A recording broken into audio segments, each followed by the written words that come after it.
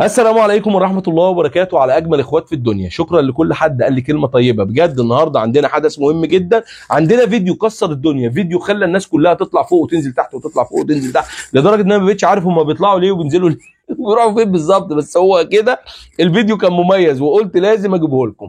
النهاردة حدث مهم جدا هنسمعه مع بعض، ولكن قبل ما نتابعه انزل صلي على حضرة النبي عليه الصلاة والسلام، تابع معانا الفيديو من البداية للنهاية، اعمل لايك، اشترك في القناة، فعل الجرس، دوس على زرار الكل، ما تنساش كمان ايقونة القلب اللي موجودة اسفل الفيديو ادعمنا من خلالها. عايزين نشتري كاميرا بقى يا جماعة، عايزين نشتري كاميرا. يلا بينا نسمع تفاصيل الفيديو النهاردة، اتفضلوا معايا. Qui nous désigne en permanence. Il faut regarder les médias nationaux algériens qui passent leur temps à insulter la France, à nous accuser de tous les maux. Quand il y a un problème de la France et Israël, quand même Israël est responsable de tous les problèmes, même d'eau potable à Alger, c'est toujours Israël et la France. Donc évidemment qu'il faut avoir une relation de force avec ce pays, d'autant que la France a des moyens.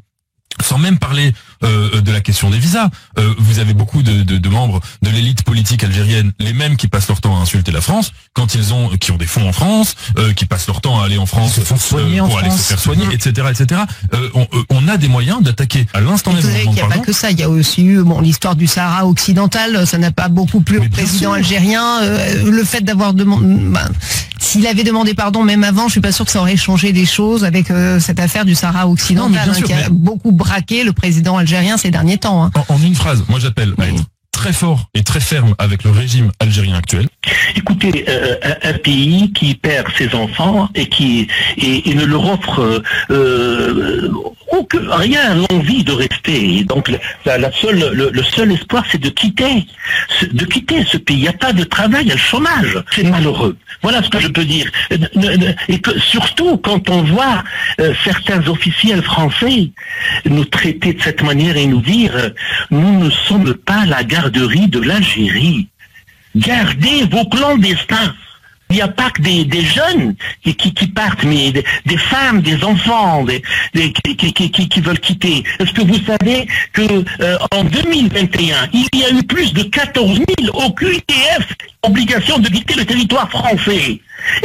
Et nous, justement, nous avons des problèmes avec la France, qui est un membre du Conseil de sécurité, parmi les 5 membres du Conseil de sécurité. Pourquoi? Parce qu'elle soutient le Maroc, comme les États-Unis, comme tous les pays arabes soutiennent le Maroc. Pourquoi? C'est pour rester au pouvoir, c'est ouvrir la démocratie, c'est ce qui renforcerait le pouvoir actuel d'ailleurs. Hein. C'est vraiment retrouver une légitimité, pouvoir réellement... Pourquoi selon vous, docteur? Chaben, la dernière fois, quand la sous-secrétaire d'État américain est passée en Algérie, elle avait fait une déclaration. Et elle avait dit, les sociétés seront plus apaisées et plus développées lorsque on autorise les manifestations pacifiques et on laisse les gens s'exprimer. Nous n'avons même pas le droit de sortir pour soutenir la Palestine. En Belgique, en Europe, en Nouvelle-Zélande, aux États-Unis, au Maroc, partout dans le monde. Alors il y a certains qui disent non, le peuple ne sort pas parce que le régime algérien il est pro-palestinien, donc il n'y a pas lieu. Mais c'est vraiment, je ne comprends pas. Il y a cette affaire avec le Mali, c'est pas la première. Hein, ça a déjà malheureusement commencé il y a longtemps. La Mauritanie, la France, le Maroc, le Niger, le Mali, l'Espagne, les Émirats. Derrière cette affaire, vous pouvez bien évidemment vous exprimer sur la sortie d'Ahmed Attaf, la diplomatie malienne qui répond. Mais au-delà de ça, qu'est-ce qui pose problème? Depuis 6 ans, l'Algérie ne s'est jamais autant isolée au moment où on rappelle, je le disais tout à l'heure, les États doivent créer des alliances dans leur but de se développer dans une stratégie pour leur intérêt. Nous sommes dans un isolement diplomatique. L'Algérie, sincèrement, elle est ignorée. Elle est ignorée d'une part par les monarchies, et elle est boudée par les pays du Sahel, à commencer par le Mali. Quand on se rappelle le colonel Abdullah Maïga, qui est vice-premier ministre à l'ONU, il a traité M. Attaf et le représentant à l'ONU d'énergumènes. Vous vous imaginez? Il dit qu'il cesse d'entrer dans l'histoire en reculant. Quand on voit maintenant que le Maroc qui est notre adversaire, alors que réellement c'est un peuple frère.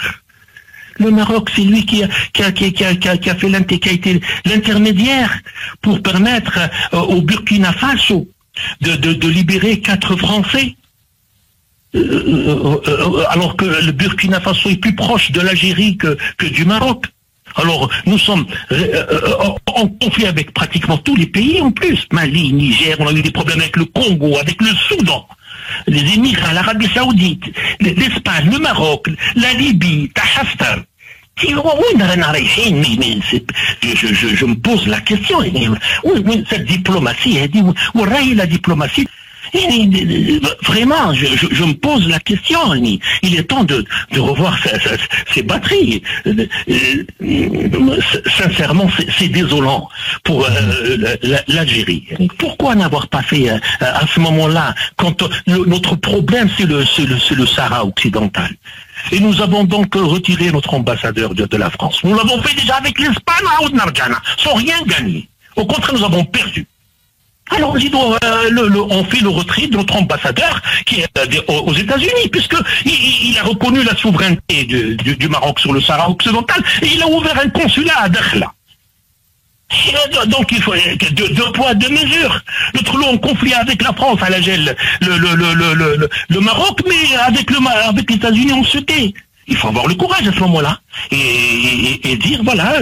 Donc moi je pense que vraiment cette diplomatie sincèrement nous avons perdu beaucoup de temps et il est temps que Monsieur le Président se ressaisisse et qu'il retrouve quand même un représentant des affaires étrangères à la hauteur de ce pays. Et il ne traite pas notre ministre des Affaires étrangères d'énergumène.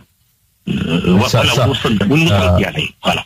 Y a-t-il des conséquences possibles? Un État effectivement qui encore une fois, les actualités sont là, de plus en plus de problèmes aussi avec un pays, un État, un pouvoir qui n'a pas spécialement le sens de la diplomatie, vraiment avec un petit D, parce que serait-ce que dans les mots MOTS, on est toujours dans la vulgarité, dans l'agressivité, on n'est pas spécial, on est loin d'être dans l'apaisement, même si encore on a un président algérien qui propose effectivement de mettre des solutions d'apaisement. N'y a-t-il pas des conséquences économiques? On peut se poser cette question. Est-ce qu'avec de tels problèmes diplomatiques avec plusieurs pays un peu partout en Occident, en Europe, en Afrique, il y a l'économie, mais il y a aussi peut-être اهلا بيكم واهلا بكل حبايبي. بشكركم جدا، بشكر لكل حد اشترك في القناه، كل حد فعل الجرس، كل حد عمل لايك، كل حد دخل دعمنا من خلال ايقونه القلب. بشكركم جدا والسلام عليكم ورحمه الله وبركاته.